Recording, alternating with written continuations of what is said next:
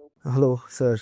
मेरा पहला ही सवाल आपसे ये है कि आप दलित नहीं हैं, आप ब्राह्मण नहीं हैं, आप हिंदू नहीं हैं, आप सिख हैं।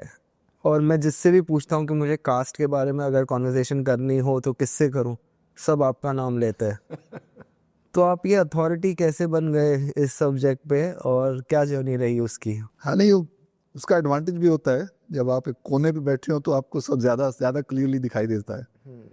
तो मैं वैसे सोशियोलॉजी पढ़ाता हूँ, क्योंकि सोशियोलॉजी में रिसर्च करता हूँ, तो उसमें कास्ट बड़ा सेंट्रल सब्जेक्ट बन जाता है अगर समाज के बारे में जानना है। तो जब मैं सोशियोलॉजी पढ़ना शुरू किया, मेरे को याद है 1980s में पुणे यूनिवर्सिटी से मैंने मास्टर्स किया था सोशियोलॉजी में। तो जब क्लास में ये कोर्स पढ़ाया जाता था भारतीय समाज पे या इंडियन सोसाइटी उसको बोलते थे, तो उसमें जब भी कास्ट की बात होती थी तो मेरे को बड़ा इरिटेशन सा होता था। मेरे को अजीब लगता था कि ये क्या बात कर रहे हैं।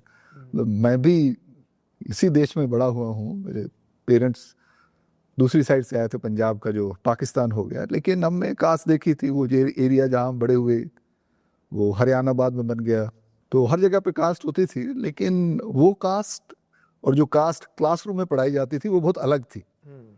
तो पहला मेरा रिएक्शन ये था कि ये छोड़ो यार, ये तो हमारे को ब्राह्मणवादी बनाना चाहते हैं, तो हमने कास्ट पे ही काम नहीं करना। तो कास्ट पे मैंने पढ़ना भी छोड़ दिया, कास्ट के बारे में सोचना भी छोड़ दिया। तो जो मेरा पहला काम था, पीएचडी किया मैंने, तो वो खेती बाड़ी को लेके, एग्रेरियन चेंज को लेके, या डेट डिपेंडेंसीज, खासतौर पे लोग कैसे लेन देन करते हैं, इंडेटनेस कैसे हो जाती है फार्मर्स की, क्या चेंज आ रहे हैं ग्रीन रेवोल्यूशन के साथ, तो उस पे था। तो कास्ट की बात होती थी उसमें, but caste was seen as a peripheral kind of identity. So it was in the 1990 when I got my first job actually in Surat. And I still remember, initially I again kind of stated my position that, caste is not so relevant. But then things began to unfold themselves. It was the time when Mandal Commission was implemented. And then the kind of protests that started from campuses, that really shook me. And then I remember I came from Surat to Hyderabad. I started teaching there sociology. And everyone was talking about caste atrocities. There had been two very big cases in Shunduru and Karamchedu, where Dalits had been directly kind of attacked by the dominant castes.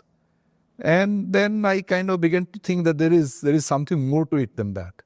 And then I also thought that, if I have to talk about caste, I need to go to the ground. I mean, that was my training, that if you have to talk about society, you need to do it empirically. And that is something which now I realize when I teach in the classroom is very, very critical, because the way India has come to be imagined as India, the way we think about India when we talk about ourselves and others talk about us, there's a particular way in which India has come to be imagined. And that India is वो जो भारत है, क्योंकि हिंदी में बोलना है, तो वो India जो है वो एक खास किस्म की विचारधारा से निकल के आया है। उसका एक इतिहास है, उस तरह का नोशन बनाने का, उस तरह के जो विचार बनाने का। वो इंडिया ये है कि इंडिया तो हिंदुओं का देश है, और हिंदू जो हैं वो कास्ट के आसपास ही ऑर्गेनाइज हैं। और कास्ट इसका मतलब है कि उसमें सबसे ऊपर ब्राह्मण है, बाकी 3 वर्ण हैं, और वो मनुस्मृति उसका ग्रंथ है।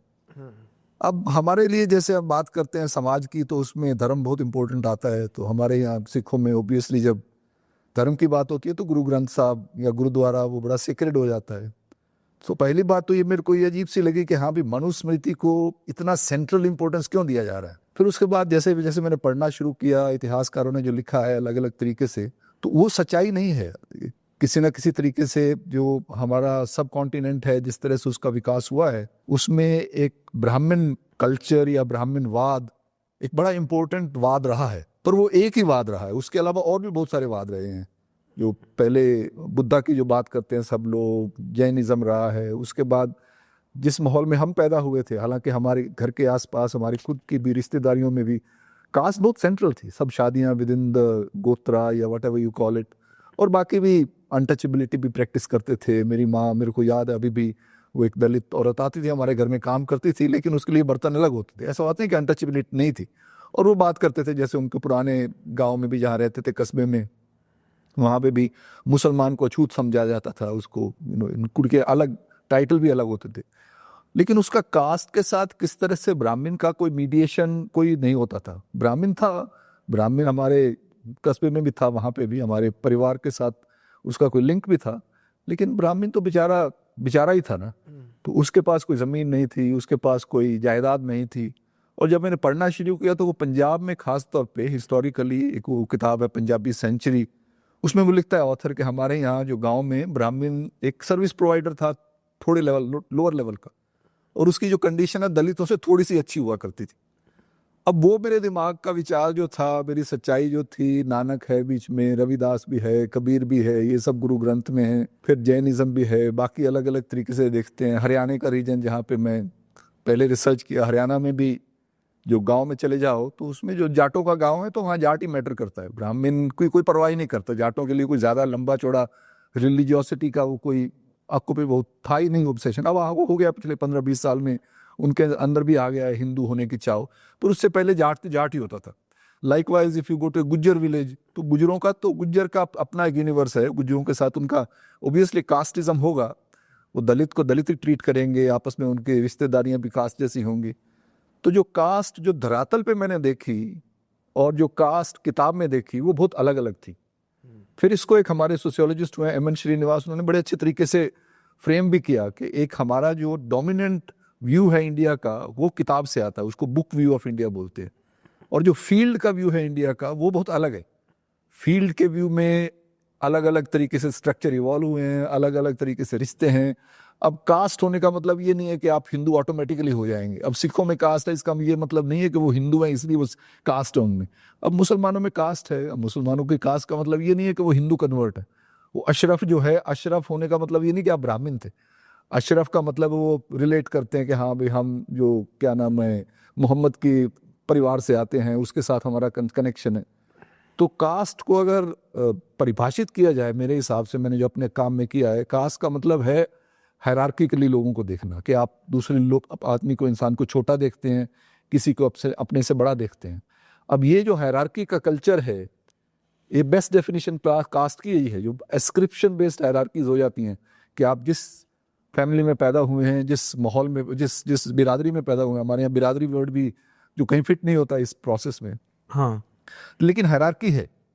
जो स्ट्रक्चर ऑफ हायरार्की जो है, किस तरह से वो हायरार्की की बनत है, वो का बहुत वेरी करता है। अब आप तमिलनाडु में बैठे या पौंडीचेरी में बैठे या तमिलनाडु में बैठे या केरला में बैठे हैं, तो यहाँ पे उस तरह की वर्ण व्यवस्था है भी सही और नहीं भी है।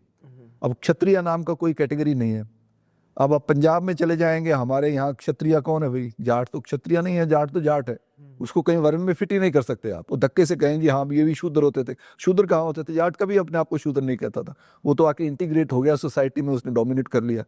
अब अगर राजपूत को आप क्षत्रिय कहेंगे, पंजाब में राजपूत हैं, लेकिन राजपूत जो है वो पंजाब का राजपूत ओबीसी में आता है, जो ऑफिशियल लिस्ट में, वो बहुत बैकवर्ड कम्युनिटी है, अपने आप को राजपूत कहना शुरू कर दिया, थे भी कि नहीं। अब राजपूत कहाँ पे है कहाँ नहीं है, मैंने बिहार में रिसर्च किया, एक एरिया में राजपूतों का एरिया है तो वहाँ राजपूत अपर कास्ट भी है, डोमिनेंट कास्ट भी है। दूसरे एरिया में भूमिहार हैं, भूमिहार अपर कास्ट भी है, डोमिनेंट कास्ट भी है, और भूमिहार अपने आप को ब्राह्मण भी कहता है। जिस एरिया में ब्राह्मण्स का चौधर है, वो ब्राह्मण के पास जमीन भी है, ताकत भी है, स्टेटस भी है, सब कुछ है। तो जो फिर जो है मेरे हिसाब से जो कास्ट का कंसेप्चुअलाइजेशन हुआ है, वो बड़ा कन्वीनियंटली एक खास तरह का हेजेमोनिक हिंदुइज्म प्रोड्यूस करने के लिए भी हुआ है, कि हाँ भाई एक तरह का भारतीय समाज है, उस भारतीय समाज का सेंट्रल कैटेगरी है वो ब्राह्मण है, और उसके आसपास बाकी सब कुछ आता है। ये अपने आप में सच्चाई नहीं है। किस एरिया में, कुछ एरिया में ब्राह्मण हैं जिनके पास हिस्टोरिकली, अगर आप देखें हिस्टोरिकल, फिर मैंने पढ़ा जैसे मौर्य पीरियड में कई एरियाज में ब्राह्मण्स को लैंड मिल गए, एंटाइटलमेंट्स मिल गए। तो वो एक इसी को लेके जो वेस्टर्न थियराइजेशन होता है, वो कहते हैं कि इंडिया में जो पावर और स्टेटस अलग अलग चीजें हैं। स्टेटस होता है ब्राह्मण के पास, पावर हो सकता है डोमिनेंट का पास्ट के पास या राजपूत के पास। ये अपने आप में एक झूठ है और उसको हमने सच मान लिया। तो उसके तरीके ही फिर अलग अलग तरीके से जो कास्ट और एंटी कास्ट मूवमेंट डेवलप होते हैं, वो भी उसी फ्रेमवर्क को लेके चलते हैं। तो वो भी जैसे आप थोड़ा एलाबरेट करें कि जो कास्ट का फ्रेमवर्क है, एंटी कास्ट मूवमेंट भी ये फ्रेमवर्क में ही चलते हैं। मतलब इसका मतलब ये है कि जो एंटी कास्ट मूवमेंट जो इंडिया में डेवलप होता है, वो मोस्टली कॉलोनियल पीरियड में डेवलप होता है, और ये जो फ्रेमिंग इंडिया की डेवलप होती है वो भी उसी नए पे डेवलप होती है। वो पहले जो बाहर से लोग बैठे थे यूरोप में, जिसको हम इंडोलॉजी बोलते हैं, इंडोलॉजिकल स्कॉलरशिप, उन्होंने देखना शुरू किया कि हाँ भाई ये अलग तरह के लोग हैं। उन्होंने हमारे को परिभाषित किया कि ये हिंदुओं का रीजन है। अब हिंदू कौन होते हैं, कैसे होते हैं, उन्होंने कोई ज़्यादा एंगेज नहीं किया था। उसने वो मैक्स मुलर में कोई 2-4 किताबें पढ़ ली, 2 ब्राह्मण पकड़े, उनको बिठा के बताओ जी आपके यहाँ लॉ कैसे चलता है, तो उसने सारा अपने तरीके से बता दिया। तो वो जो फ्रेमवर्क था उसमें कहीं ना कहीं से ब्राह्मण बड़ा सेंट्रल था और कुछ एरिया में डेवलप हुआ। तो वो जो एंटी कास्ट मूवमेंट डेवलप होते हैं कहीं ना कहीं से वो उसी लैंग्वेज को लेके डेवलप करते हैं एंटी ब्राह्मणिज्म के चक्कर में। और वो शुरुआत उसकी होती है तमिलनाडु से, नॉन ब्राह्मण मूवमेंट, क्योंकि जो अंग्रेज जब यहाँ पे आते हैं वो यहाँ पे इंग्लिश एजुकेशन जब शुरू करते हैं तो इंग्लिश एजुकेशन में सबसे ज़्यादा जो लोग आते हैं वो अर्बन एरिया से, खासतौर पे कलकत्ता में या साउथ में और महाराष्ट्र में, इन एरियाज में Brahmins were not only high status, इनके पास ज़मीनें भी थी, ये ज़मींदार अब यही करते थे, राजे भी थे। केरला में चले जाइए, नम्बूदरी लोग जो राजे होते थे, तो इन्हीं के लोग जो वो एजुकेशन में आते हैं, तो एजुकेशन से फिर ब्यूरोक्रेसी में भी यही जाते हैं।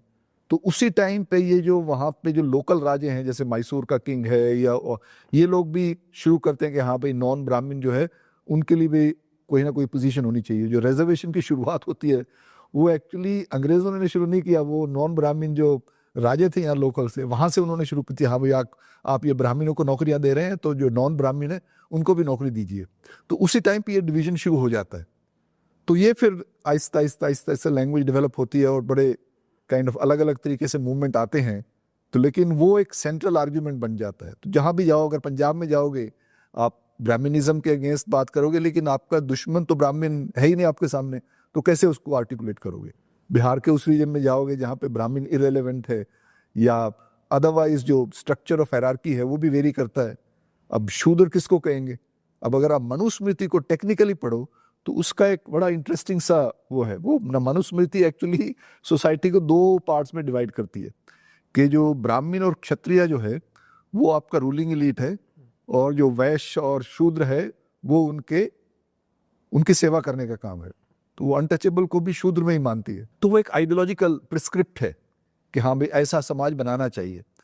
अब उसको लेके फिर एक कन्वीनियंट हो जाता है, जैसे अंग्रेजों ने एक थियरी बना दिया हिंदुस्तान के बारे में, और वो थियरी बनाने के भी उनके कई फायदे थे उनको, कि अगर आप ये बनाओगे तो उनको लगेगा कि अपने लोगों के लिए उन्होंने थियरी बनाई थी। एक एंथ्रोपोलॉजिस्ट हैं अमेरिका में हुआ करते थे, बर्नार्ड कोन, उन्होंने बहुत अच्छे से लिखा है इसके बारे में, किस तरह से उन्होंने गाँव के बारे में थियरी बनाई कि हिंदुस्तान में तो सिर्फ गाँव ही हैं, हालांकि हिंदुस्तान की शहरी आबादी इंग्लैंड से ज़्यादा थी, यूरोप से ज़्यादा थी।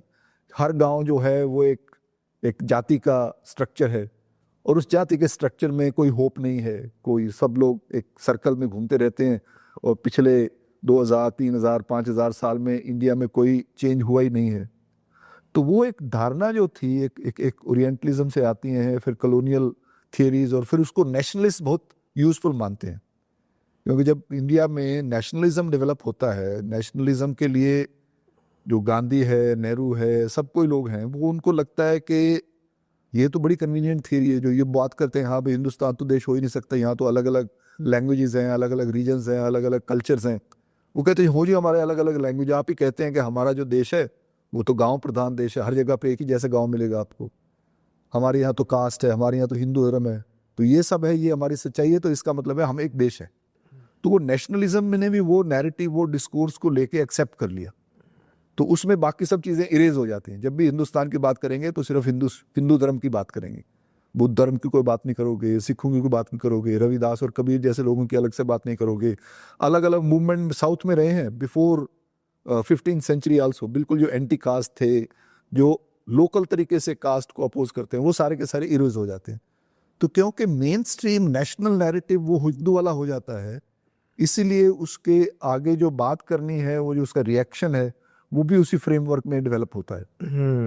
तो वो अम्बेडकर भी काफ़ी कॉम्प्लिकेटेड तरीके से उसके साथ एंगेज भी कर रहा है, उसको छोड़ भी रहा है। एक साइड में ये कह रहा है कि भाई हम तो माइनॉरिटी हैं, लेकिन उसको फिर कहीं ना कहीं से वो हिंदू धर्म पे भी आता है, फिर वो निकल के बुद्धिज्म पे भी चला जाता है। तो उस तरीके से भी अम्बेडकर को अगर स्टडी किया जाए तो आपको अलग अलग तरीके का अम्बेडकर मिलेंगे, लेकिन एक उसको खास तरीके से फिर एक रिप्रेजेंट किया जाता है कि हाँ भाई ये एक हिंदुस्तान है, एक इंडिया है। इंडिया का मतलब जाति प्रथा है, जाति प्रथा का मतलब वर्ण व्यवस्था है, वर्ण व्यवस्था का मतलब अनटचेबल शूद्र, वैश्य और क्षत्रिय और ब्राह्मण है, और उसमें जो है अनटचेबल एक जैसा ही है, शूद्र एक जैसा है। लेकिन अभी जब एडमिनिस्ट्रेटिवली, जब वो अम्बेडकर के खुद इसको कहा कि भाई आप एडमिनिस्ट्रेटिवली कैसे बात करेंगे, उसने खुद कहा कि एडमिनिस्ट्रेटिवली अगर बात करनी है तो कास्ट की आपको रीजनल लेवल पे जाके करना पड़ेगा, लोकल लेवल पे एग्रीगेट करना पड़ेगा। अगर आपको सेंसस करना है तो लोकल लेवल पे जाकर लिस्ट बनानी पड़ेगी। तो हमारी जो शेड्यूल्ड कास्ट की लिस्ट बनती है वो स्टेट स्पेसिफिक है। जो आदमी पंजाब में शेड्यूल्ड कास्ट है वो तमिलनाडु में शेड्यूल्ड कास्ट नहीं है। जो आदमी तमिलनाडु में शेड्यूल्ड कास्ट है वो रहता होगा शायद बॉर्डर पे केरला के, केरला में हो सकता है वो ओबीसी में आता हो। तो वो एडमिनिस्ट्रेटिवली जब आप ग्राउंड पे जाके काम करते हैं आपको लगता है नहीं नहीं यहाँ तो स्ट्रक्चर अलग है। जैसे पंजाब का राजपूत जो है वो ओबीसी में चला जाता है क्योंकि उनकी एक्चुअली सिचुएशन बहुत बुरी है, उनका कोई पास हिस्टोरिकली पावर नहीं रही वहाँ पे। ब्राह्मण का कोई स्टेटस नहीं है उस तरह से, हालांकि वो ओबीसी में नहीं है लेकिन उसकी कोई प्रोमिनेंस में नहीं, उसको कोई पूछता भी नहीं है ब्राह्मण वहाँ पे। It's not like Brahmins are not there, पर वो तो समाज में मतलब विद इन ब्राह्मण्स ऑल्सो जो सेकुलर काम करता है उसका ज्यादा स्टेटस है, जो पंडिताई करता है, जो जो जो प्रीस्टली काम करता है उसका लो स्टेटस है पंजाब हरियाणा में। बाकी रीजन में भी काफी वेरी करता है इस तरीके से। तो वो जो ग्राउंड की सच्चाई के साथ जो कास्ट को एंगेज करना है पॉलिटिकली वो भी बहुत जरूरी हो जाता है। अगर आज हम कास्ट सेंसस की बात करते हैं उसमें भी वो इश्यूज बहुत इंपॉर्टेंट हो जाएंगे। सर इस पे मुझे बेसिकली जैसे आपने कहा कि इंडिया की identity is running around these three things. एक तो हिंदू होना है, हाँ जी, एक के हिंदू में कास्ट होगा, कास्ट के हिसाब से सेग्रीगेशन होगा, और उसके हिसाब से आपकी ज़िंदगी में आपका फ्यूचर जो वो कास्ट कहती है, जो ग्रंथ कहते हैं, जो हमारा मनुस्मृति कहती है, वो हिसाब से आपका होगा। तो आपका क्या व्यू है इंडिया को? अगर कोई देखे तो कैसे देखे? बिना कास्ट के देख भी सकते हैं हम इंडिया को? नहीं कास्ट को देखना बहुत जरूरी है, लेकिन कास्ट को रीफ्रेम करना बहुत जरूरी है। जैसे हम कास्ट को देखते हैं, कास्ट की सच्चाई सिर्फ एक पंडित के रिलेशन में नहीं है, कास्ट की सच्चाई सिर्फ एक रिचुअल स्फेयर में नहीं है कि आप शादी के टाइम कास्ट की बात करोगे या वैसे बाहर निकलोगे तो फिर कास्ट की जरूरत नहीं है। कास्ट हर जगह पे है, हर जगह पे कास्ट ये है कि कास्ट का हमारी जो रोजमर्रा की जिंदगी है, जो रिलेशनशिप्स हैं, उसको मैं अपनी लैंग्वेज में मटीरियलिटीज बोलता हूँ।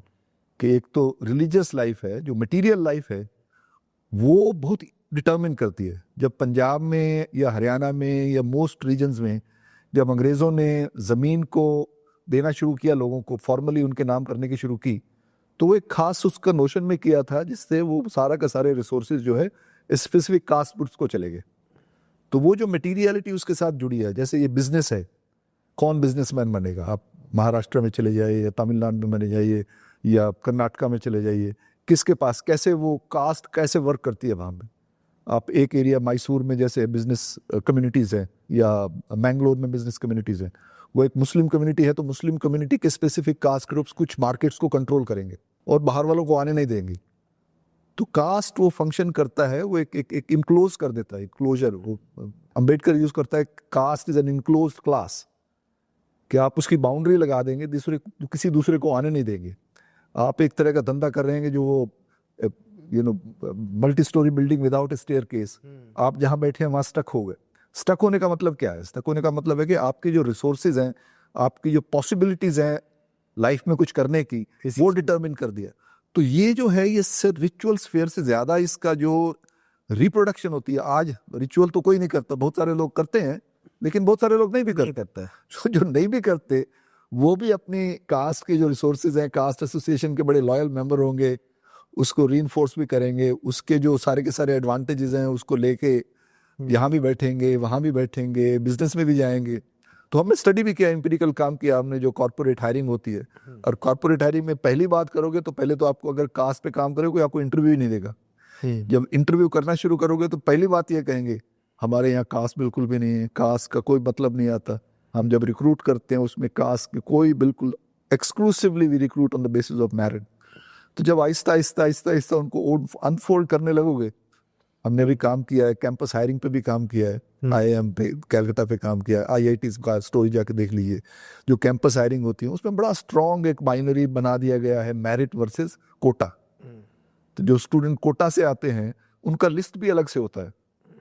लाइकवाइज कॉर्पोरेट हायरिंग में मैंने इंटरव्यू किए थे, वो मेरी किताब में भी छापा है, मैंने एक आर्टिकल भी छापा था। तो उसमें क्या कहते हैं कि देखो जी हम तो कास्ट वास्ट के बारे में नहीं करते, तो कैसे रिक्रूट करते हैं? हायरिंग एजेंसी के पास जाते हैं, उनको बोलते हैं हमारे को 3 इंजीनियर चाहिए, तो हमारे को कुछ एप्लीकेशंस दे दो।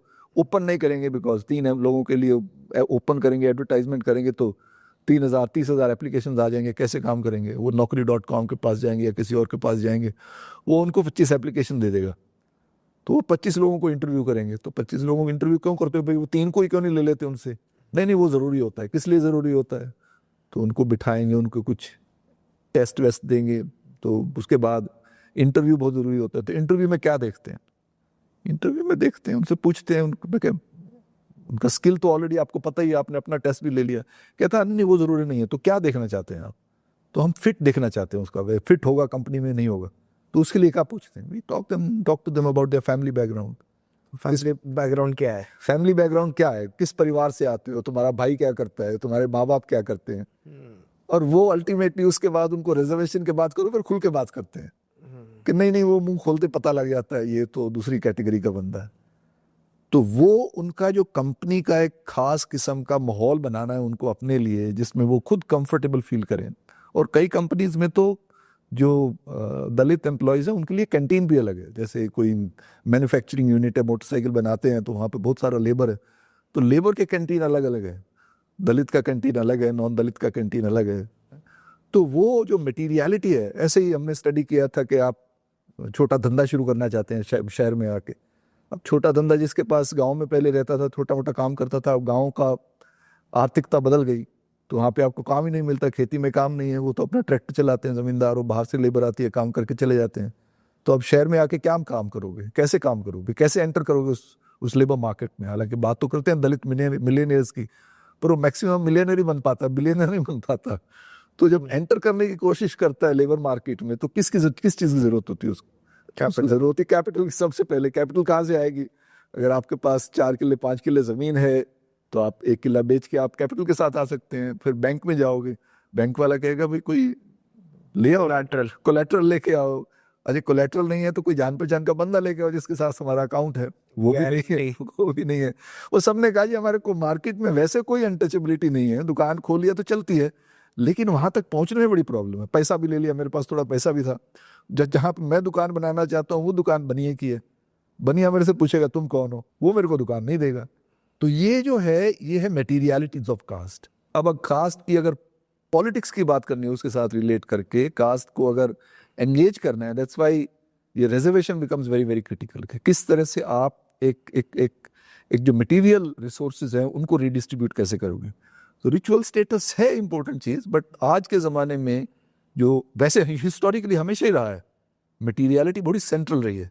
तो वो करने के लिए उसको आपको थियराइज करना पड़ेगा डिफरेंटली, कि even in absence of Brahmin you can have caste system, right?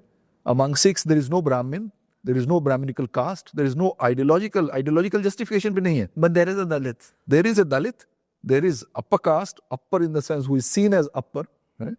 उसके पास resources भी हैं, उसके पास power भी है, उसके पास status भी है, उसका घर भी अच्छी जगह पे है। मुसलमानों का भी यही हालत है, जहाँ पे अदरवाइज कास्ट का कोई आइडियोलॉजी नहीं है। आप कलकत्ता में चले जाइए, भद्र लोग कहेंगे जी हम तो कास्ट की बात ही नहीं करते। किसी दलित से पूछ के देखिए कि आप भद्र लोग एरिया में जाके रह के कंफर्टेबल है? They'll tell you नहीं, not at all। उनका सबको सूंघ लेते हैं कि हाँ भाई ये तो उस कम्युनिटी से आता है, उस बिरादरी से आता है। तो कास्ट का एक अलग अलग रीजनल फॉर्मेशंस रही हैं हर रीजन का हिस्टोरिकली, क्योंकि दैट इज अंडरस्टैंडेबल, नेचुरल है। और ये कोई इसकी बाउंड्री नहीं है, यह नहीं कि यहाँ पे हिंदू कल्चर खत्म हो जाता है तो उसके बाद कास्ट खत्म। अमेरिका, यूके, अस्क्रिप्शन चलती है हर जगह पे। एक तो हमारे लोग ले जाते हैं, लेकिन लोकल अस्क्रिप्शन भी है, जो रेस का हायरार्की है। आप मिडिल ईस्ट में चले जाइए, वहाँ भी किसी न किसी तरह की हायरार्कीज मिल जाएंगी आपको। इधर एशिया में चले जाइए, बाकी के एशिया में, वहाँ भी हायरार्कीज है। उनके पास ये नैरेटिव डिस्कोर्स नहीं है, नाम नहीं है इसको देने के लिए, भाषा नहीं है इसको देने के लिए, उस तरह की पॉलिसीज नहीं बने। अब 1947 में पार्टीशन होता है पंजाब का, इंडिया का पार्टीशन जब होता है तो पंजाब का भी। अब 1947 से पहले सब लोग कास्ट की बात करते थे पंजाब में, अंग्रेज करते थे, भारतीय भी करते थे, मुसलमान भी करते थे। अब 1947 के बाद वहाँ पे भी वही जट रहते हैं, पंजाबी जट हैं, वो मुसलमान हैं, लेकिन वो कास्ट के नैरेटिव में अपने आप को बात नहीं करते, वो अब कुछ वैसे ही करते जैसे जट है दूजे हो रहे। It's not like caste is not there. Dalit भी है वहाँ पे, उसको शेख मुसलमान बोलते हैं, जो वहाँ का अनटचेबल है। अब शेख मुसलमान के पास रिजर्वेशन नहीं है, उसकी तब सिचुएशन और भी माड़ी है, या कुछ क्रिश्चियन हो गए। हम्म। तो वो जो कास्ट की रियलिटी है वो पाकिस्तान में भी मोरलेस ऐसे ही है जैसे कि इंडियन पंजाब में है, किसी हिसाब से वहाँ पे ज़्यादा बदतर है, क्योंकि वहाँ पे कुछ रिजर्वेशन भी नहीं मिला। तो वहाँ पे कोई, जैसे यहाँ पे तो एक दलित मिडिल क्लास पैदा हो गया, वो भी नहीं हुआ। Likewise in Bangladesh, likewise in Sri Lanka among Buddhists. तो उससे आगे भी चले जाओगे, ईरान में भी आपको हायरार्कीज मिलेंगी। अफ्रीका के बहुत कंट्रीज में बहुत स्ट्रॉन्ग हायरार्कीज है अमंग ट्राइबल ग्रुप्स। अनटचेबल भी ट्रीट करते हैं। जापान में बुराकुमन है कम्युनिटी, उसको अनटचेबल ट्रीट करते हैं। तो ये जो हिंदू इंडियन एक्सेप्शनलिज्म है कि ये तो यूनिक चीज़ है जी हमारे पास, ये तो हमारी प्रॉपर्टी है और ये हमारे को डिफाइन करती है, और दुनिया में कहीं पे नहीं है। अब ये अगर आप उसको रीफ्रेम करोगे तो फिर पता लगेगा हमारे पास है तो सही, लेकिन हमारे पास कई वैरायटीज हैं कास्ट की। और वो जो वैरायटीज हैं, उस कॉन्टेक्स्ट में आपको उसकी पॉलिटिक्स भी फ्रेम करनी पड़ेगी, उस कॉन्टेक्स्ट में उसकी पॉलिसी भी फ्रेम करनी पड़ेगी। तो इसलिए ये बात करना बड़ा ज़रूरी है कि जो जो मटीरियलिटीज़ हैं, जो हिस्टोरिसिटीज़ हैं, जो स्पेसिफिसिटीज़ हैं, और जो बदलाव हुआ है वो भी अलग अलग तरीके से हुआ है। वो डिपेंड्स ऑन एग्रेरियन रीजन्स हैं, तो उस पर एक तरह का प्रोसेस है चेंज का। अगर बॉम्बे में चले जाओगे या गुजरात में चले जाओगे, वहाँ पे चेंज अलग तरीके का हुआ है। कहाँ दलित 25% 22% हैं, कहीं पे 32% हैं, कहीं पे 6% हैं, कहीं पे 2% हैं। तो one has to kind of keep that in mind, that is my argument. So जैसे it's like a very region-centric, state-centric project to eradicate caste or engage with caste also. I would say region-centric, not just state-centric. State is an administrative unit. जैसे बिहार में मैं गया था field work करने, जाते ही मेरे को किसी ने बोला देखो जी 4 तरह के कौमें हैं यहाँ पे। एक राजपूत वाला रीजन है, एक भूमियार वाला है, एक ब्राह्मण वाला है, एक लाला वाला है, जो कायस्ता बोलते हैं जिनको, राइट। तो वो अलग अलग रीजन का अलग अलग डायनामिक्स है। तो वो उसको यूपी में चले जाओ तो यूपी में जो आप वेस्टर्न यूपी है वहाँ पे जाट डोमिनेंट है, ईस्टर्न यूपी है उसका कास्ट प्रोफाइल अलग है। तो वो रीजन स्पेसिफिक करके उसके साथ एंगेज करना बहुत ज़रूरी है, लेकिन कास्ट की सच्चाई हर जगह पे। तो उस तरह से एक बार जब मैंने काम करना शुरू किया, जो पहले वाला सवाल था, फिर मेरे को लगा ये तो बड़ा इंटरेस्टिंग सब्जेक्ट है और इस पे काम होना भी चाहिए। मैं अलग अलग तरीके से पिछले काइंड ऑफ करीब, जैसे अभी जो हमारा इकोनॉमी चल रहा है सर, उस हिसाब से देखें आप, तो अब कास्ट सेंसस की बात सरकार ने मंजूर कर लिया कि कास्ट सेंसस वो करेंगे। अब कैसे करेंगे वो तो देखना पड़ेगा।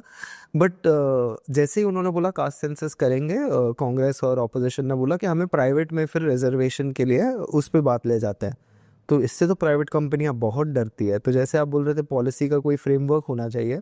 जैसे अगर आप स्विगी, जोमेटो, उबर, ओला ये सब कंपनीज ले लें, तो जो डेटा वो इकट्ठा करते हैं मोनेटाइज करने के लिए, वो डेटा उनके पास पहुंचता तो ड्राइवर से है या राइडर से है या डिलीवरी पार्टनर से है, और वो सब एक तरह की इनकम ग्रुप, एक तरह की कास्ट रियलिटी से आते हैं।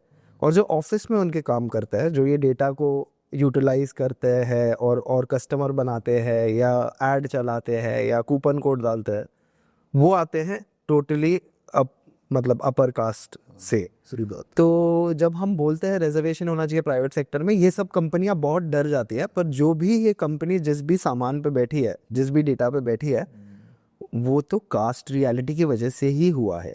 अगर जॉबलेसनेस, कास्ट स्ट्रक्चर नहीं होता तो आपको इतने भारी मात्रा में स्विगी, जोमेटो, उबर, ओला के नहीं मिल जाता। मतलब इतने लोग नहीं मिल जाते उनको कि वो बैठे हैं वो बाइक पे, बस जस्ट मैसेज आएगा तो चले जाएंगे। तो जैसे हम पॉलिसी फ्रेमवर्क की बात कर रहे थे, तो ये कंपनियां भी है, अलग अलग कंपनियां भी है। जैसे दूसरी कंपनियां, समझो आप नेचुरल रिसोर्स कहाँ से जाके आप ले लेते हैं जाके, तो वहाँ पे कौन से कास्ट के लोग हैं? ट्राइबल कास्ट के लोग हैं। आपके ऑफिस में एक भी ट्राइबल बंदा नहीं है।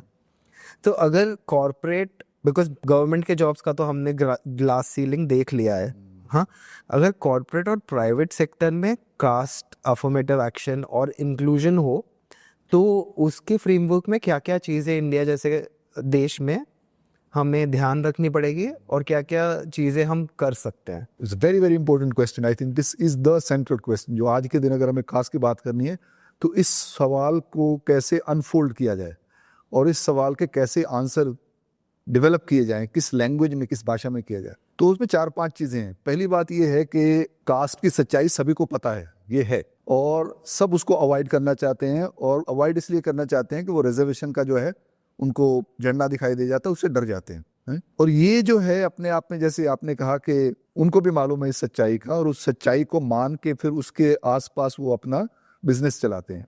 दूसरी बात ये है कि हमें ये as a society, as humanity, ये तय करना पड़ेगा और ये मान के चलना पड़ेगा कि कास्ट एक बुराई है। कास्ट का फायदा किसी को लगता है थोड़ी देर के लिए हो सकता है, लेकिन लॉन्ग टर्म में अगर आपको बिजनेस चलाना है तो बिजनेस के लिए सबसे इंपॉर्टेंट चीज होता है ह्यूमन रिसोर्स, राइट? पैसा तो आएगा अगर आपके पास काम करने वाला होगा, पैसा आके उसको कौन यूटिलाइज करेगा? ह्यूमन बींग्स के लिए होता है, डेवलपमेंट होती है ह्यूमन बींग्स के लिए होता है। तो अब हो क्या रहा है कि इंडिया का एक खास किस्म का इलिटिज्म कह लो, एक गेटोइजेशन हो रहा है और बहुत खतरनाक है वो, कि आप 20-25-30% इंडिया जो है वो एक इंडिया बन के रह गया है, बाकी जो आपका 70% भारतवर्ष है वो जाए भाड़ में। जो कॉरपोरेट सेक्टर भी सोचता है कि अगर हम 30% जो है वो भी आबादी जो है, हम दुनिया की सबसे बड़ी देश फिर भी हम बने रहेंगे चाइना के अलावा उस 30% से भी, और उससे में चल लेंगे, तो वो अपने आप में लॉन्ग टर्म में वर्केबल नहीं है। अगर आपका जो मेरिट जिसकी बोलते हैं, आपकी कॉम्पिटेंस बोलते हैं, आपकी एफिशिएंसी बोलते हैं, इवन वर्ल्ड बैंक जैसी इंस्टीट्यूशंस है वो समझते हैं मार्केट क्या होती है। आपके पास एक पोटेंशियल मार्केट है इतनी बड़ी पॉपुलेशन का, अगर उनको एम्पावर करोगे, उनको इकोनॉमिकली इनेबल करोगे, तो वो आपके बिजनेस को भी कई गुना बढ़ाएगा। अगर आज आपका कंज्यूमर बेस 3% है, अगर 3% को आप 30% करते हैं तो आपका 10 गुना बिजनेस आराम से बढ़ जाएगा। तो वो होगा कैसे? तो जो वर्ड इंक्लूजन है, इंक्लूजन कोई रेडिकल वर्ड नहीं है, इंक्लूजन वर्ल्ड बैंक से ही आया है, इंक्लूजन न्यू लिबरल इकोनॉमी से ही आया है। तो अगर आपको एंगेज करना है कास्ट के साथ, इसीलिए मेरे को लगता है कि वो जो वर्ड मैं यूज करता हूँ आमतौर पे अपने लैंग्वेज में, डिसएग्रीगेट करना जरूरी है, कि आपका अलग सिचुएशन है उसको अलग तरीके से डील कीजिए। और जब आप कास्ट को रिकॉग्नाइज कर लेंगे, कास्ट का आपके पास डेटा होगा कि ये प्रोफाइल है इस तरह की, और इस समाज की सच्चाई ये है कि यहाँ पे 70% लोग तो सिवाय अपना बेसिक जो उनकी रोजी रोटी है उसको स्ट्रगल में लगे रहते हैं। अगर उसको बेसिक रोटी रूप से थोड़ा सा हम अगर पार्टिसिपेट करके उनको लिफ्ट कर दें, तो कल तो ये जोमेटो से खाना मंगवाना शुरू कर देंगे। ये जो हमारा वर्कर है, अगर इसको एम्पावर कर दें तो इसके तो स्टेक्स बन जाएंगे। तो सबसे बड़ा बेनिफिट रिजर्वेशन का हुआ क्या है कि जो दलित था, जो मार्जिनलाइज था, उसके सिस्टम में स्टेक्स डेवलप हो गए कि हाँ भी हमारा देश भी है, हमारे भी लोग इसमें चांस है हमारे को मिलने का। अब मेरे को लगता है कि रिजर्वेशन अपने आप में जो है एक वर्ड बुरा हो सकता है, लेकिन जो फिलॉसफी उसके पीछे है कि हाँ भाई हमें एक समाज बनाना है, आधुनिक समाज जो होता है, आधुनिक समाज में हर जो समाज का मेंबर है उसके एंटाइटलमेंट्स होते हैं, वो एक पोटेंशियल कंज्यूमर है। अगर कंज्यूमर मान के भी चलें तो कंज्यूमर तभी बन सकता है उसके पीछे एक ह्यूमैनिटी होगी, उसके पीछे परिवार होगा, परिवार में बच्चे पैदा कर सकता है, उनको बड़े करने की उसकी कैपेसिटी होनी चाहिए, रहने के लिए एक ऐसी जगह हो जिसमें उसकी जो हेल्थ है वो इस लायक हो कि वो काम कर सके। बहुत सारे लोग जिनको खाना ही ठीक नहीं मिलता, अगर हर तीसरे हफ्ते आपको इन्फेक्शन हो रहा है, तो क्या आप फैक्ट्री में जाकर काम करोगे, क्या आप कंपनी में काम करोगे? तो मेरा मेन आर्ग्यूमेंट ये है कि अगर आप ह्यूमन स्किल्स और ह्यूमन एबिलिटीज को, जिसको अमर्त्य सेन बात करता है कैपेबिलिटीज की, अगर कैपेबिलिटीज इंप्रूव करते हैं तो आपका डेवलपमेंट होता है, और उस डेवलपमेंट में सबका डेवलपमेंट है।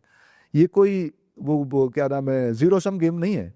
अगर मेरा लॉस होता है तो आपका गेन होगा, आपका गेन होता है तो मेरा लॉस होगा, ये वो नहीं है, ये विन विन गेम है। तो कॉरपोरेट सेक्टर को एक तो ये है कि कॉन्फिडेंटली इसके साथ डील करना चाहिए, हम तो बिल्कुल इस पे आने को तैयार हैं, हमारे को ये कोटास का डराओ मत। उसके फिर ये होते कि कंपनी में पॉलिटिक्स शुरू हो जाती है, यूनियंस अलग अलग से शुरू हो जाएंगी, फ्रेगमेंटेशन होगा, which is understandable, but at the same time we are invested in taking India towards being a human democratic country, एक प्रजातंत्र जिसमें हर व्यक्ति एक सिटीजन है। अब दूसरी कंट्रीज में जाते हैं, यूरोप में उन्होंने इंस्टीट्यूशनलाइज कर दिया ना, वहाँ पे इनइक्वालिटीज हैं, वहाँ पे भी किसी न किसी लेवल पे हायरार्कीज हैं, लेकिन ऑफिस में जो बंदा आपका वो झाड़ू लगा रहा है वो आपको बात करेगा तो कुणाल करके बोलेगा, पहला नाम लेके बोलेगा, और आपका भी ये हिम्मत नहीं होगी, हो सकता है उसी का बेटा जो आपका बॉस भी हो सकता है कल को।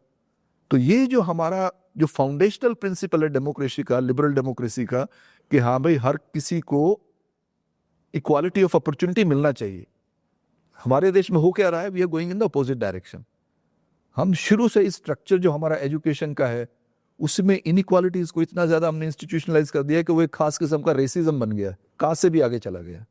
कि आप एक गांव के शहर के एक छोटे से म्यूनिसिपैलिटी स्कूल में पढ़ते हैं तो वहाँ कोई टीचर आपको पढ़ाएगा नहीं, वहाँ पे कोई फैसिलिटीज नहीं होंगी, लेकिन उन्हीं में हीरे पड़े हैं भैया, उन्हीं में हीरे पड़े हैं, तो वो आपके साइंटिस्ट भी बन सकते हैं, वो आपके मार्केटिंग भी कर सकते हैं आपके लिए, वो कंपनियां भी बना सकते हैं which would be worth billions of dollars. अगर ये पर्सपेक्टिव सरकार का हो, ये पर्सपेक्टिव सबके साथ लेके चलने का हो, तो I think India can expand as an economy, as a society, and it will be much easier place to live in. डर नहीं लगेगा हमारे को एक दूसरे का। अर्बन सेटलमेंट्स में इतना डिवाइड हुआ पड़ा है, गेटोस बना के हम बैठे हैं, कॉन्डोज बना के बैठे हैं, 4 बंदे रहते हैं, 10 सिक्योरिटी गार्ड हैं उसके पास। तो वो जो एक अजीब किस्म की सच्चाई आ गई, उसमें हमारी जो ह्यूमैनिटीज है वो भी कहीं ना कहीं से लूज होती है। तो कास्ट बड़ा सेंट्रल आ जाता है उसमें, कास्ट, जेंडर, कास्ट के साथ जो अपना कम्युनिटीज का, रिलीजन का भी लेके हम उनको भी स्टिग्मेटाइज कर रहे हैं। तो ये स्टिग्मा जो है, स्टिग्मा जो कल्चर जो है, जो कल्चरली जब स्टिग्मा आ जाता है तो ये हमारे को भी डिह्यूमनाइज करता है। हम जिसके अगेंस्ट करते हैं उसको तो करता ही करता है, लेकिन हमारे को भी डिह्यूमनाइज करता है कि हम वायलेंस जो करता है आदमी, उसका भी तो फिर हाथ पे खून लगेगा ना। और वायलेंस करने के बाद कोई खुश नहीं होता, प्राउड फील कर सकता है लेकिन कुछ नहीं फील करेगा वायलेंस करने के बाद। तो ये जो है, ये समझना कि caste historically has always been a structure of violence. ये रिचुअल तो माइनर चीजें हैं, जो पहले भी जब कास्ट होती थी एंशियंट टाइम में भी, तब भी ये वायलेंस थी। जिसको अनटचेबल ट्रीट करते हैं, जिस बच्चे को आप अनटचेबल खरीदते हो, उससे पूछ के देखिए कितना वायलेंस होता होगा उसके फील्ड पे। हमने तो कभी एक्सपीरियंस नहीं किया, लेकिन कभी कभी जब कोई आपको इग्नोर करता है, मार्जिनलाइज करता है, तो बहुत दर्द होता है अंदर से। तो उन हिस्टोरिकली तब भी ये वायलेंस ही था। और तब भी हमारे पास लिटरेचर है जो बात करते हैं, जब हम एकलव्य की बात करते हैं या और लोगों की बात करते हैं, इट वॉज ऑलवेज वायलेंस। ये नहीं था कि पहले लोग एक दूसरे माने हुए थे, अब आके इशू बना है। तो इसमें आई थिंक सबके स्टेक्स हैं और सबके लिए अच्छी चीज़ है। सर, पर कॉर्पोरेट को डर लगता है कि उनसे उनका स्टेक नहीं है या उनका नुकसान हो जाएगा, तो बेसिकली वो ये नहीं समझ पा रहे कि अभी 90% इंडिया 10% इंडिया को खिलाने पिलाने में है। अगर 90% इंडिया कोई चीज़ एक जो कंज्यूम करे, जैसे पार्ले जी है, समझिए 90% इंडिया कंज्यूम करता है, वो कहीं नहीं जा रहा है। 100 साल बाद भी आपको पार्ले जी मिलेगा। पर ये जो आप क्रिएट कर रहे हो ना, उसका नहीं है वर्थ जब तक सामने आपके, जब जोमेटो का वर्थ उतना ही है जब तक स्विगी सामने है, जब तक कोई और सामने है। बट 90% इंडिया आपको कंज्यूम नहीं कर रहा। और अगर आप में कास्ट और क्लास और जेंडर और जो भी हमारे रेशियल पैरामीटर्स है, अगर वो इंक्लूडेड होंगे, जब उनका पॉइंट ऑफ व्यू मिलेगा आपको कि ओ ये दिक्कत है, तभी तो आप कुछ चीज़ बना सकोगे ना। जैसे 90% इंडिया यूज़ करता है, जैसे जो भी चीज़ 90% इंडिया यूज़ करता है, बैग्स, प्लास्टिक, ठेला थैली, या जो भी ये चीज़ें हैं, ये तो अगर वो साइड से आपको समस्या ही नहीं पता चलेगी, वो साइड का पॉइंट ऑफ व्यू ही नहीं होगा, तो आप कैसे बनाओगे कुछ जो सब यूज़ करें। सो इस पे अगर आप समझा पाए कि कॉर्पोरेट का फ़ायदा क्या है कास्ट जैसी चीज़ को इंडिया जैसे देश में, उस पे ध्यान देने का, उसकी तरफ देखने का, इसी में हम लोगों का रोल बहुत इंपॉर्टेंट हो जाता है। ते और ज़रूरी है हमारे लिए कि जो जिस भाषा में कास्ट की बात होती है उसको बदला जाए। और उस भाषा को बदलने में सबसे पहली चीज़ तो ये है कि ये कहना कि हाँ भैया इंडियन एक्सेप्शनलिज्म है, कि इस तरह की चीज़ें हर समाज में रही हैं हिस्टोरिकली। अगर आप जर्मनी में जाएंगे या स्वीडन में जाएंगे, Sweden is a better example. मेरे को याद है मैं स्वीडन में था तो वो लोग बताते Germany is a caste society, Britain is a caste society.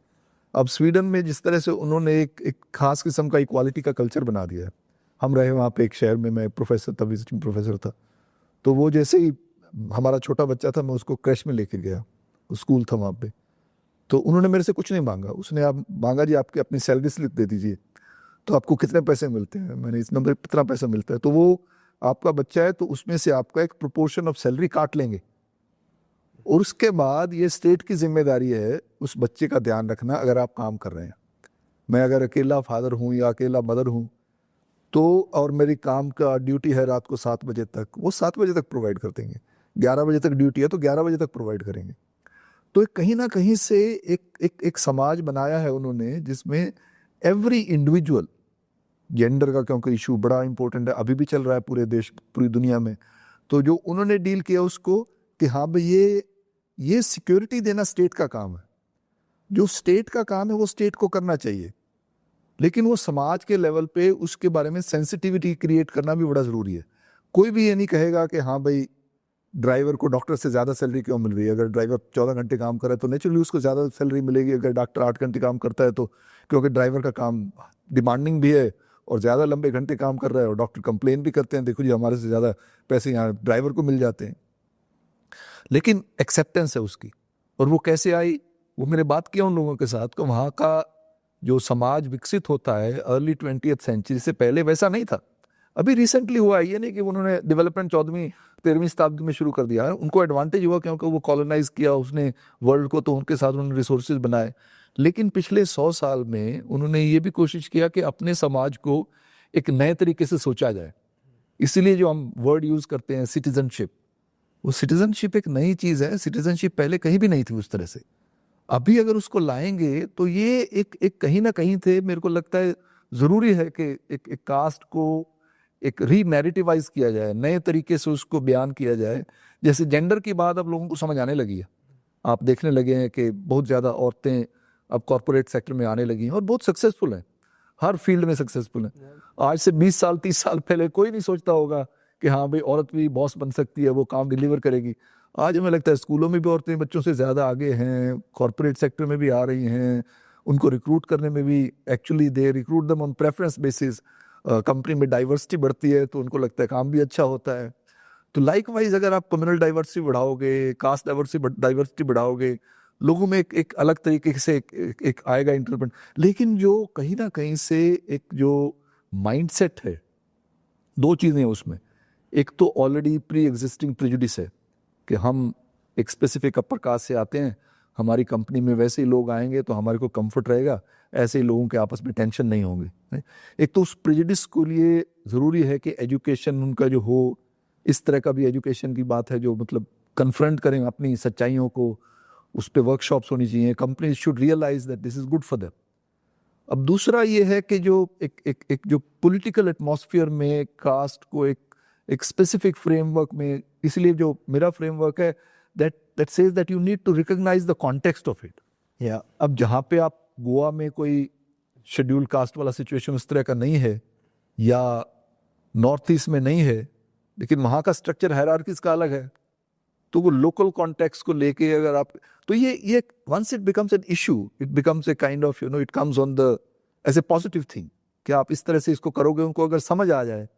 समझाना मुश्किल काम है क्योंकि स्टेक्स भी हैं उनके, लेकिन वो स्टेक्स मेरे को लगता है मिसकंसीव्ड नोशंस है उनकी। कॉर्पोरेट इकोनॉमी का अगर फ्यूचर बनाना है, अगर बिजनेस का फ्यूचर बनाना है, जितना उसको एक्सपैंड करोगे। पॉवर्टी के अगेंस्ट क्यों काम होना शुरू किया, किसने शुरू किया पॉवर्टी के अगेंस्ट? 1970s लेट 60s में वर्ल्ड बैंक ने आइडेंटिफाई किया था पॉवर्टी का एक प्रॉब्लम है ग्लोबल लेवल पे। ग्लोबल डेवलपमेंट में poverty becomes a major thing. अगर उनके डॉक्यूमेंट पढ़े तो उनका डॉक्यूमेंट में सिर्फ ये लिखता है कि अगर आप 10% लोगों को पॉवर्टी से निकाल के मिडिल क्लास में लेके आओ तो मार्केट एक्सपैंड होगी, मार्केट एक्सपैंड होगी तो बिजनेस एक्सपैंड होगा। जो आप बात कर रहे हैं बिल्कुल प्रिसाइजली वही है। तो ये एक इंटरनली उसको समझना जरूरी है पॉजिटिव तरीके से। इसको ये नहीं है कि हाँ भाई आइदर ये मानो या मैं ये मानो, नहीं तो तुम्हारे को खत्म कर देंगे। अब जो प्रो बिजनेस है वो एंटी कास्ट हो, एंटी रिजर्वेशन हो जाएगा, जो एंटी जो प्रो सोशल जस्टिस है उसको आप कहेंगे ये तो रिजर्वेशन लागू करेगा, इसको हटाओ ये तो गड़बड़ करेगा। तो एक अननेसेसरी बाइनरी बना दिया है हमने, और मेरिट और रिजर्वेशन को इस तरह से अननेसेसरी बना दिया है। तो ये कहीं ना कहीं से हमारे को ये जब रिकॉग्नाइज करेंगे तो उस पर काम करना शुरू भी कर सकते हैं। हाँ, आप सर अगर मेरिट पे तो सबसे ज़्यादा कंफ्यूजन रहता है। मेरे एक दोस्त ने डिफाइन किया था मेरिट को, आई डोंट नो कितना सही है वो। उसने बोला था honesty, ability, hard work in that matter. Honesty to accept कि तुम एक सिस्टम में रहे हो जहाँ पे तुम्हें थोड़े फ़ायदे थोड़े नुकसान है, उसको ऑनेस्टली असेस करो। फिर एबिलिटी, तुम में अगर काम करने की एबिलिटी है तो वो एबिलिटी अगर तुम में है तो करो। और तीसरा, एबिलिटी के साथ हार्डवर्क के बगैर कुछ नहीं होगा, तो हार्डवर्क तो करना पड़ेगा। आप अगर मेरिट को डिफाइन करना चाहे तो कैसे करें? बिल्कुल एब्सोल्युटली, अगर ये तीनों रखेंगे तो इसमें कहीं कास्ट नहीं आती, कहीं जेंडर नहीं आता, कहीं कम्युनिटी नहीं आती, कहीं एज नहीं आती। एज आ सकती है, एज के बाद आपकी एबिलिटी नहीं रहती है, या वैसे और प्रॉब्लम्स हो सकते हैं, आपको हेल्थ इश्यूज हो सकते हैं। ऑनेस्टी है कि ये कोई हमारे पास एविडेंस नहीं है, कोई एम्पिरिकल स्टडी नहीं है विच वुड स्टेट दैट कि हाँ भी ये खास तरह के कौम या कास्ट के लोग ज्यादा ऑनेस्ट होने का चांस है। आई आल्सो है। और सिंपल सवाल है, सिंपल सा सवाल है, आपने पहला इंग्लिश गाना कौन सा सुना? हाँ, बहुत टेलिंग क्वेश्चन है ये। उससे आपका पता लग जाएगा कहाँ, क्या, क्यों, कैसे। आपने पहला टीवी शो कौन सा देखा? आपने इंटरनेट कौन से साल में आपके पास आया? आपका फ़ोन नंबर सिर्फ आपका कब बना कि घर में आपका फ़ोन नंबर अलग हुआ, वो कब हुआ? बहुत टेलिंग मार्कर्स है। बिल्कुल, ये ना जो साइकोलॉजी में रिसर्च शुरू हुआ था वेस्ट में, तो लोग आईक्यू की बात करना शुरू कर दिया लोगों ने, साइकोलॉजिस्ट ने आईक्यू टेस्ट करना, अभी भी हम आईक्यू टेस्ट की बात करते हैं जैसे बिल्कुल ऑथेंटिक टेस्ट है। तो उसको फिर जब दूसरे सोशियोलॉजिस्ट ने, अदर सोशियोलॉजिस्ट ने शो किया, अरे भैया जो आईक्यू के जो क्वेश्चंस हैं वो कल्चर से आते हैं। अभी आप कुमाल कामरा तो टी शर्ट पहन के बैठ रहा है, तो एक कॉन्फिडेंस उसी क्लास से आता है। तो वो जो आईक्यू के क्वेश्चन है वो अपने आप आपको समझ में आ जाएंगे। हमारा छोटा बेटा था, वो पॉटी करने बैठता है तो उसके हाथ में किताब होती है, किताब पढ़नी नहीं आती लेकिन पिक्चर्स होती हैं, तो उसका जो कॉग्निटिव स्किल्स डेवलप होती हैं वो क्लास की स्किल्स है, वो कोई उसकी इंटरनल मेरिट की स्किल्स नहीं है। और ये चीज समझनी मुश्किल नहीं है, लेकिन वो एक वही बात जो वर्ड में यूज करता था नैरेटिव की, अब मेरिट का एक नैरेटिवाइजेशन हो गया है।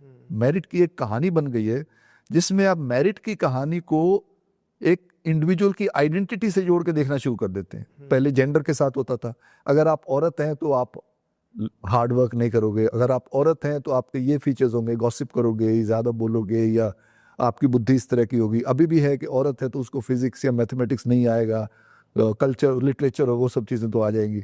तो ये जो है ये समाज बनाता है, और वो नैरेटिव को कैसे तोड़ा जाए, या तो उसके लिए कोई लैंग्वेज अलग यूज किया जाए। जैसे आपने कहा ये 3 चीजें, 3 चीज को आप मेरिट की बताए, सिंपल एक कमिटमेंट की वर्ड दे दो या कुछ और कर दो, हमें मेरिट की जरूरत नहीं है। हाँ। हमें तो भाई ये चीज चाहिए, कॉर्पोरेट कमिटमेंट जो है, वर्क कमिटमेंट और प्रो वर्क बंदा जो हो। अब प्रो वर्क का मतलब सबसे पहले ऑनेस्टी, उसमें I also agree with you, honesty सबसे जरूरी है। ऑनेस्ट होगा तो बंदा तभी कहीं ना कहीं से रिलेट कर पाएगा उस काम के साथ, नहीं तो हमेशा चोरी करके इधर उधर से निकलने की कोशिश करेगा। अब एबिलिटी टू हार्ड वर्क होना चाहिए, कहीं ना कहीं से ट्रेनिंग भी होनी चाहिए, जिस तरह का काम है उस तरह की ट्रेनिंग होनी चाहिए। अब हमारे यहाँ क्या होता है, जो मेरा प्रॉब्लम है, कास्ट का जो कंसेप्चुअलाइजेशन होता है कि ये हमने एक वर्ण व्यवस्था को लेके फिर हमने गाँव के समाज के बारे में बोलना शुरू कर दिया। जजमानी सिस्टम है तो उसमें जो आदमी लेदर का काम करता है वो लो स्टेटस है, उससे निकलना उसका जरूरी है। अब ये सारे के सारे एंटी कास्ट मूवमेंट है। अब लेदर जो है, लेदर पे काम करना, it's a technological process, right.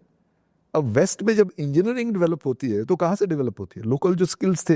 अब एक गांव में आज से 100 साल पहले भी बंदा, 500 साल पहले भी बंदा, वो आयन पे काम करते थे। आयन को लेके आते थे, उसको प्लाव में कन्वर्ट करते थे, उसको चक्कू बनाने में कन्वर्ट करते थे, उसको दाती बनाने में कन्वर्ट करते थे। लेदर कहाँ पे, एक डेड काओ या बफलो को उठा के उसमें से उसका स्किन निकालना, उसकी बहुत प्रोसेसिंग होती है, बहुत सोफिस्टिकेटेड प्रोसेसिंग होती है, बहुत सारे केमिकल्स चाहिए होते हैं। वो केमिकल्स लेके भी आते थे। और वो जो बंदा लेदर पे काम करता था उसको आपने तो कह दिया कि हाँ भाई ये लोकल जजमानी सिस्टम में फिट हो गया, लो स्टेटस जॉब था, पर जो एक्चुअल काम करता था वो he was also an entrepreneur, वो ट्रेडर भी था। वो शू बना के सिर्फ अपने जजमान को नहीं देता था, वो शहर में भी जाता था, कुछ लेदर ट्रेड भी होता होगा, ग्लोबल ट्रेड भी होता था। हमें को मालूम है कि इंडिया से ग्लोबल ट्रेड होता था सारी दुनिया में आज से 1000 साल पहले भी। हाँ, मतलब सब म्यूजिक, तबला, प्रिसाइजली, हाँ, सब उसमें आता था। अब ये जो कॉलोनियल नैरेटिव्स जो आया उसने उसको, और नेशनलिस्ट ने वो नैरेटिव एक्सेप्ट कर लिया। जो अभी क्या होता है, अभी आईआईटीज में भी बहुत सारे लोग जो आईआईटी में इंजीनियरिंग करने जाते हैं हाथ का काम नहीं करते, इंजीनियरिंग करने के बाद फिर वो मैनेजर बन जाते हैं। तो ये हमारा जो कल्चर, जहाँ पे हमारी जो प्रोडक्टिव इकोनॉमी थी, हमने उस प्रोडक्टिव इकोनॉमी को भी स्टिग्मेटाइज कर दिया। जिस तरह से हमने कास्ट को नैरेटिवाइज किया, जिस तरह से हमने मेरिट को नैरेटिवाइज किया, क्यों नहीं आप उसमें मेरिट देखते हो, उसकी जो स्किल्स हैं वो भी तो फैमिली से आ सकती हैं ना, वो फैमिली से आती थी। और बहुत अच्छे अच्छे सोफिस्टिकेटेड आपको कलाकार मिल जाएंगे। हमारे यहाँ रामगढ़िया कम्युनिटी है पंजाब में, दे वर एबल टू, ये जो कंबाइन हार्वेस्टर है, जब ये ग्रीन रेवोल्यूशन आता है कहीं से एक मॉडल लेके आए, फटाफट उन्होंने कॉम्बिनेशन बना के कंबाइन हार्वेस्टर अपना लोकल प्रोड्यूस कर लिया। लेकिन उसको किसी ने रिकॉग्नाइज नहीं किया, उसको किसी ने स्टैंडर्डाइज नहीं किया, तो वहीं लोकल लेवल की टेक्नोलॉजी बन के रह गई। अगर उसको कहीं ना कहीं से अपस्केल करने के लिए लोकल कम्युनिटी के साथ इंटरेक्ट करके उनको समझा जाता कि हाँ भाई these are top engineers of the country, so that would have been very different kind of. तो हमारा जो कॉलोनियल रूल के साथ और उसके बाद जो हमारा नेशनलिज्म ने जिस तरह से एक खास तरह का नैरेटिवाइज किया कास्ट को, और फिर जो एक कहीं ना कहीं से वो जो एक डोमिनेंट सेक्शंस हैं कास्ट के, अपर कास्ट जिसको बोलते हैं हिस्टोरिकली, उन लोगों ने अपने प्रिविलेजेस को एक्सक्लूसिवाइज करने के लिए, बहुत सारे लोग हैं उनको यही लगता है कि हाँ भी मेरी प्रिविलेज ज्यादा जरूरी है, इसके लिए जरूरी है कि वो गरीब रहे, मैं ज्यादा अमीर ना हूं ये तो मैं मान लूंगा, लेकिन वो जो है अपनी गरीबी से बाहर नहीं निकलना चाहिए, नहीं तो हमारा रिलेशनशिप खत्म हो जाएगा और फिर मेरे पैर नहीं पकड़ेगा, मेरे सामने खड़ा होकर बात करेगा। तो ये जो है ना प्राइड, जैसे मर्दों में भी होती है, तो वो औरत को बड़ा नहीं होने देंगे। तो ये रिलेशनल स्ट्रक्चर्स पे आ जाता है। जब आप रिलेशनल स्ट्रक्चर्स की बात करोगे तो फिर मटीरियलिटीज हो जाएंगी, जो मैं बात करता हूँ। और वो मटीरियलिटीज हर रीजन की अपने तरीके से इवॉल्व हुई हैं, तो वहां जाकर उसको कन्फ्रंट करना पड़ेगा। हम लोगों की बहुत जरूरत है, स्टेट की भी बहुत जरूरत है। But state should have a very clear inclusive kind of process कि ठीक है यार, आप लोग आओ, इकट्ठे बैठ के करेंगे, आपके पास भी पैसा है, हमारे पास पावर है, आप ही हमारे को टैक्स देते हो तो हम स्टेट चलाते हैं। तो ये it's not a kind of zero sum game. सबके लिए there's something to gain. Precisely, सबके लिए something to gain, but obviously it's much more for those who are in the margin. And कहीं ना कहीं से इक्वालिटी के कल्चर को एक्सेप्ट करना बहुत जरूरी है। सबसे बड़ा लॉस तो आपके यही होगा कि आप जो ये प्रिविलेजेस, फॉल्स प्रिविलेज लेके बैठेंगे, हम तो बड़े बूचे लोग हैं, तो वो चला जाएगा। वो ऑलरेडी आपका चला जाता है। जैसे ही आप हवाई जहाज में बैठते हैं तो किचन में जाके खुद को आपको बर्तन साफ करने पड़ते हैं, खाना बनाना पड़ता है, वो वहां जाके कर लेंगे, घर आके वो बच्चे काम नहीं करते यहाँ पे। तो वो हम कल्टीवेट करते हैं, हमारी फैमिलीज में भी एक प्रिविलेज का कल्चर है, हमारे को काम करने वाले लोग भी मिल जाते हैं। तो it's very deep in its not something that, but उस पर काम करना जरूरी है। तो जैसे एक प्रिविलेज बंदा है जिसमें कास्ट प्रिविलेज है, क्लास प्रिविलेज है, मनी प्रिविलेज है, तो वो अपना प्रिविलेज एक्सेप्ट नहीं कर पाते। मतलब काफ़ी लोग जैसे मेरे आसपास देखता हूँ, मैं भी एक टाइम पर, नहीं हम तो पाकिस्तान से खाली हाथ आए थे वगैरह वगैरह, बट वो सब का कोई पॉइंट नहीं है। आज के ज़माने में एक बंदा जो अपना प्रिविलेज एक्सेप्ट करे, एक्नॉलेज करे, उसकी लाइफ कैसे चेंज होगी अगर आप बता पाए तो? बिकॉज नहीं, रियलिटी से तो एंगेज करने में आपकी लाइफ बेहतर ही होगी मेरे हिसाब से। ना एक्सेप्ट करना एक एक्सेप्टेंस है, या उसको मालूम है प्रिविलेज है, लेकिन उसको लगता है बहुत अनकंफर्टेबल फील होता है। अब चक्कर यही है कि कहीं ना कहीं से तो वो एक परिवर्तन जब आता है तो वो पेनफुल भी होता है, कुछ लोगों के लिए पेनफुल होगा। हमारी जनरेशन, मेरी जनरेशन ऑनवर्ड्स, आपकी जनरेशन तो और भी आगे चली गई। हमारी जनरेशन में ऑलरेडी, मतलब आप शहर में आते हैं, आपको शादी करनी है या you want to have relationship, you would look for compatibility. और उस कंपैटिबिलिटी में जब आप इकट्ठे रहना शुरू करते हैं तो वो अकाउंटेबिलिटी बड़ी अलग किस्म की हो जाती है। तो अगर आप मेल चौधरी बन के रहना चाहते हैं तो 3-4 महीने में लड़की आपको छोड़ के चला जाएगी, आपका रिलेशनशिप बहुत डिह्यूमनाइज हो जाएगा जब तक आप। तो कहीं ना कहीं से वो एक आइडियोलॉजिकली, मेंटली हमारे को प्रिपेयर करना है कि हमें अगर एक प्रजातांत्रिक समाज में रहना है, आज के आधुनिक समाज में रहना है, ग्लोबली हमारे को कंपैटिबल होना है। और ये सारी के सारे जो आप प्रिविलेज की बात करते हैं, ये जो मिडिल क्लास के लोग हैं, ये ट्रैवल करते हैं, ये कहीं ना कहीं बाहर भी जाके रहते हैं थोड़े दिन के लिए। The moment you go abroad, वहाँ पे आपको अपना खाना बनाना पड़ेगा, काफ़ी कुछ उनको पता होता है इन चीज़ों का। तो लेकिन यही है, इट्स नॉट वेरी इजी। मतलब इनइक्वालिटी का तो नेचुरली आपको एडवांटेज तो होता ही है, तो लेकिन जो उसका जो फियर है, उसका इनइक्वालिटी आपको जो जब मैं साउथ अफ्रीका में देखा है, एक डरबन में गया था, मतलब हमारे दोस्त लेके गए, shocked, within 2 hours you could go to 4 different worlds. एक वाइट वाला लोकेलिटी अब बिल्कुल यूरोप लगता था, इंडियन वाली लोकेलिटी में आए तो एकदम से गुजराती लगता है। तो फिर हमारे को वो लोकल एरिया में लेके गया, एंड सडनली वो बंदा, वो प्रोफेसर कहाँ है, वो कहाँ है, वो आगे वॉक करने चले गए थे, उसको पसीने छूटने शुरू हो गए, क्योंकि वो अफ्रीकन एरिया था।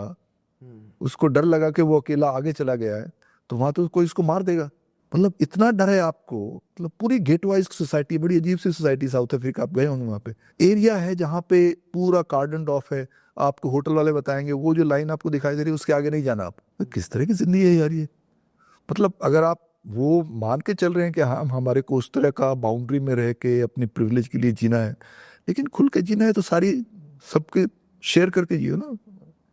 वंड खाओगे तो चंगा लगेगा। डिस्ट्रीब्यूट ईट इकट्ठे बैठ के, तो देन वो मीठा लगता है, स्वाद लगता है, अच्छा लगता है। तो बेसिकली ये जो एक मिथ था कि अर्बनाइजेशन वुड फिक्स कास्ट, उस पे आपका क्या?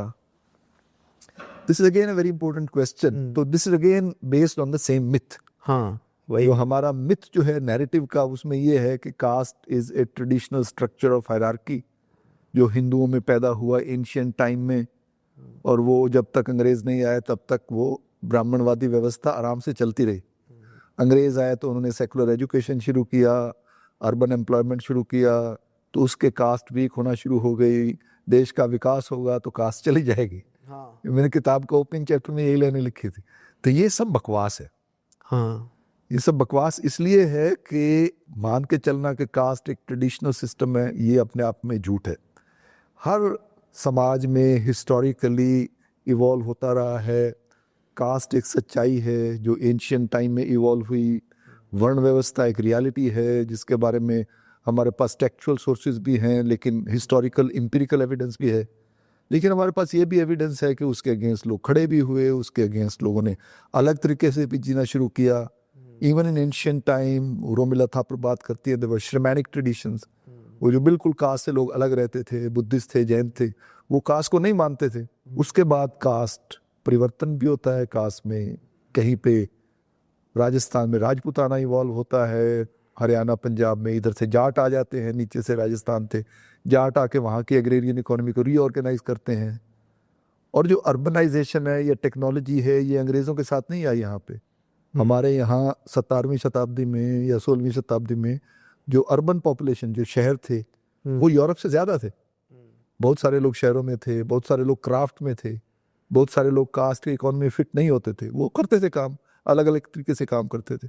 जो गांव में भी रहते थे, हमारे यहाँ पंजाब के गांव हैं जहाँ पे आपका 40% पॉपुलेशन एक दलित कम्युनिटी का है, लेकिन वो जो कास्ट ऑक्यूपेशन उनको अलॉटेड है, वो 3% लोग वो काम करते थे, बाकी जो 37% वो खेती का काम करते थे, खेती मजदूरी करते थे। कास्ट की सच्चाई एम्पिरिकली वो थी नहीं। और जो दूसरी एक बड़ी इंपॉर्टेंट बात यह है कि ये समझना हमें ज़रूरी है कि जो 19वीं शताब्दी, late 19th century onwards, early 20th century, जो कास्ट का नैरेटिव बनना शुरू होता है, कास्ट का रिप्रोडक्शन होता है, ये गांव से नहीं होता, ये शहर से होता है। ये चेन्नई जैसे शहर या ये आपके बॉम्बे या पुणे या यहाँ से कास्ट एसोसिएशंस बननी शुरू होती हैं। जो कास्ट की कॉन्शियसनेस है आज, वो अर्बन कॉन्शियसनेस है, गांव की नहीं है। वो शहरीकरण से कास्ट का एक नया रूप निकल के आता है, which is much more vicious भी है, लाउड भी है और रियल भी है। वो कास्ट को एकदम से फिर अलग तरीके से निकल के आता है, लेकिन वो कास्ट सेल्फ कॉन्शियस बहुत ज्यादा है। तो पहले तो थियरी निकालनी पड़ेगी आपको। अपने आप में लाइट जलाने से लाइट नहीं आएगी, लाइट के लिए आपको कुछ मेहनत भी करनी पड़ेगी। आपको नया समाज, वही ना, कास्ट एक एक एक एक संबंध है, एक रिलेशनल स्ट्रक्चर है। एक रिलेशनल स्ट्रक्चर तो इसलिए उसकी मटेरियलिटी को समझना पड़ेगा। वो क्यों है कि उसके पास जमीन नहीं है, वो छोटी जात इसलिए नहीं है कि उसका कोई रिचुअल, उसके ब्लड में कोई अलग खून बहता है, तो उसको ऑलरेडी आपने वहां प्लेस किया है। उसको हिस्टोरिकली आपने एक खास तरह के ऑक्यूपेशन दिए हैं जिनको आपने डीवैल्यू किया है। नॉर्वे में जो ड्राइवर है वो प्रोफेसर से ज्यादा काम करता है। यहाँ पे जो लेदर काम करने वाला, उसका काम जो पंडित से कई गुना ज्यादा मुश्किल है, उसको आप कुछ नहीं देते, खाने को देते हैं सिर्फ वो रोटी। तो ये एक समाज जिस तरह से हमने विकसित किया है, वो अपने आप में एक बिल्ट इन डिप्रेसर क्रिएट करता है। आपका विकास नहीं हो सकता, तो उसको तोड़ना जरूरी है। मेरा एक लास्ट सवाल सर आपसे कि हमेशा ये पूरा स्ट्रक्चर ऑफ सोसाइटी री इमेजिन हुआ है कहीं, जैसे आपने बोला, अब 5000 साल से कोई टाइप का री इमेजिनेशन तो आ रहा है। जो हमारे बहुजन समाज के लोग हैं या जो मूल निवासी मूवमेंट से आते हैं, उनका एक ही सवाल है कि हर री इमेजिनेशन में हमेशा क्यों ब्राह्मण ही सबसे ऊपर रहा है, क्यों उसका सोशल स्ट्रक्चर री इमेजिनेशन में नहीं बदलता है। ये नहीं है सच्चाई। पंजाब, अगर आप हाँ। पंजाब से आते हैं तो पंजाब में ब्राह्मण सबसे ऊंचा नहीं है, राजस्थान में ब्राह्मण सबसे ऊंचा नहीं है। ये तो कहने की बात है, ये नैरेटिव आज का है, क्योंकि बहुजन समाज, जो भी मैं कह रहा था, बहुजन समाज भी उस थियरी को एक्सेप्ट कर लेता है। मेरा ये भी है कि कहीं ना कहीं से हमारा कास्ट टूटा भी है, ये नहीं है कि कुछ नहीं बदला। हमें ये भी लिस्ट करना पड़ेगा कहाँ कहाँ पे अब कास्ट वीक हो गया है, कहाँ कहाँ पे बदल गया है। जो शहरी व्यवस्था है, हमारा एक नया दलित मिडिल क्लास इवॉल्व हुआ है, वो बहुत कॉन्फिडेंट मिडिल क्लास है। वो कास्ट की एक नए लैंग्वेज में बात करनी शुरू की, इसीलिए हम आज कास्ट की बात कर रहे हैं। वो 1990 के दहाके में बाकी सब के अलावा एक नया, एक दलित वॉइस भी निकल के आती है। बहुजन पॉलिटिक्स में अब इतना ज़्यादा इन्फ्लुएंशियल है। कास्ट सेंसस की बात कर रहे थे, क्यों कास्ट सेंसस का डिक्लेयर करना पड़ रहा है? क्योंकि बहुजन की समाज, अब डेमोक्रेसी का डेमोक्रेटाइजेशन बहुत हो गया है। कॉर्पोरेट सेक्टर का नहीं हुआ, हमारे रहन सहन का उतना नहीं हुआ, लेकिन पॉलिटिकल लाइफ का डेमोक्रेटाइजेशन ऑलरेडी हो चुका है, काफ़ी सारा हो चुका है। प्रधानमंत्री भी जब प्रधानमंत्री बनते हैं तो उनकी पार्टी को ये फोरग्राउंड करना पड़ता है कि ये तो ओबीसी से आते हैं। तो जो बदलाव आया है, उसी के कारण कास्ट के अगेंस्ट जो वॉइस है वो बहुत लाउड हुई है पहले से। अच्छी बात है वो, लेकिन थ्योरेटिकली भी ज़रूरी है कि उसके साथ एंगेज करना, कि ये कहना कि हाँ भाई ब्राह्मण ही क्यों सबसे ऊपर होता है, वो सच्चाई भी नहीं है एम्पिरिकली। बात ब्राह्मण के ऊंचे नीचे होने की बात नहीं है, बात यह है कि बराबरी कैसे आए, कि हमारे को भी वो इंटाइटलमेंट्स कैसे मिले। कितने लोग हैं जो प्रीस्ट बनना चाहते हैं, ब्राह्मण का काम करना चाहते हैं। दलितों में भी कोई नहीं करना चाहेगा, 1-2-4% हो जिनको कोई नौकरी नहीं मिलती, ठीक है जी मेरे को प्रीस्ट बना दो। ब्राह्मण भी कोई नहीं करना चाहता प्रीस्टली काम। अगर ब्राह्मण के पास है तो वो इसलिए है क्योंकि ब्राह्मण के पास सेकुलर रिसोर्सेज है। तो मेन चीज जो है स्ट्रगल है वो सेकुलर रिसोर्सेज पे करनी जरूरी है। सेकुलर रिसोर्सेज में पॉलिटिकल पावर भी आती है, सेकुलर रिसोर्सेज में सोशल मीडिया भी आता है, सेकुलर रिसोर्सेज में बाकी सारी नौकरियां भी आती हैं। जो आप बात करें तो जोमेटो की किस तरह से इकोनॉमी हो क्या रहा है, अनफॉर्चुनेटली पिछले 20-25 साल में जो न्यू लिबरल इकोनॉमी ने सोसाइटी में बहुत ज़्यादा लोगों को एंग्शियस कर दिया। सिक्योरिटी बहुत कम हो गई है पहले से, तो उस करके लोग they are being pulled back into their caste associations, their caste communities, caste kinship. So उनको लगता है यही मेरे लिए इंश्योरेंस है, ये मेरा मामा, मेरा चाचा, मेरा ताऊ कुछ तो कर देगा मेरे लिए, या मैं बिरादरी में बैठूंगा वहाँ पे कुछ मेरे लिए सिक्योरिटी हो जाएगी। तो ये सब चीज़ें जो हैं वो मतलब एक कहीं ना कहीं से वो जो नेशनल लेवल पे एक बहुजन या दलित को एग्रीगेट करना भी ज़रूरी है, क्योंकि उसी से पॉलिटिकल वॉइस निकल के आती है। लेकिन लोकल लेवल के जो रिलेशनल डायनामिक्स हैं उसमें कम्युनिटीज़ का स्टेटस बहुत अलग अलग है, वो रिलेशनशिप को देखना ज़रूरी है। इसलिए ये क्वेश्चन अपने आप में रेलेवेंट भी है और इरेलेवेंट भी है। तो इसको ग्राउंड पे जाके कैसे एंगेज करोगे, और उसके लिए सबकी जिम्मेदारी है। थैंक यू सर, बहुत अच्छा लगा आपसे बात करके। Thank you for sparing time for us. Thank you so much for asking me to be with you in your company and your thoughts. Thanks for watching. Stay tuned with us and hit the like, share, and subscribe buttons.